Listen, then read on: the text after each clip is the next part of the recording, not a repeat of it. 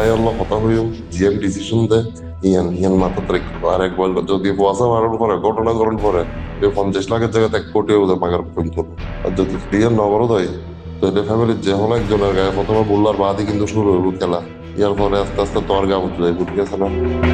চট্টগ্রাম নগরের পাঁচলাইশ থানার হামজারবাগ এলাকায় 50 লাখ টাকা চাঁদা না পেয়ে এক প্রবাসী ব্যবসায়ীর বাসার ফটক লক্ষ্য করে গুলি করার অভিযোগ উঠেছে। 10 আগস্ট রাত 11টার দিকে এই ঘটনা ঘটে।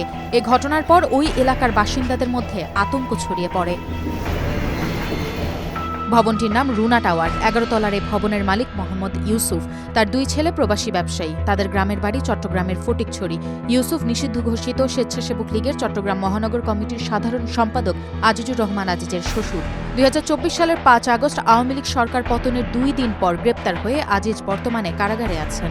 আমি ছিলাম আপনার এখানে পরে এখানে দেখি গুলির শব্দ হচ্ছে সেখানে আপনার এই ভবন মালিক ইউসুফ জানান 10 আগস্ট দুপুর 12টার দিকে 1 ঘন্টা সময় দিয়ে তার ছেলে শওকতের হোয়াটসঅ্যাপ নম্বর একটি বিদেশি নম্বর থেকে ভয়েস বার্তা পাঠানো হয়। সেখানে বলা হয় 1 ঘন্টার মধ্যে বড় ভাইয়ের কথা মতো 50 লাখ টাকা দিতে হবে, না হলে মেরে ফেলার হুমকি দেওয়া হয়।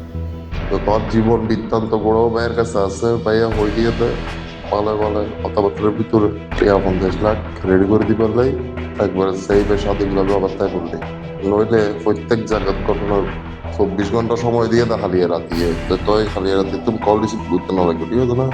সুন্দরভাবে 1 ঘন্টার ভিতর ডিসিশনটা জানাই দিতে।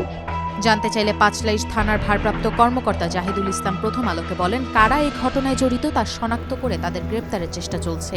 এই ঘটনায় এখনো মামলা হয়নি।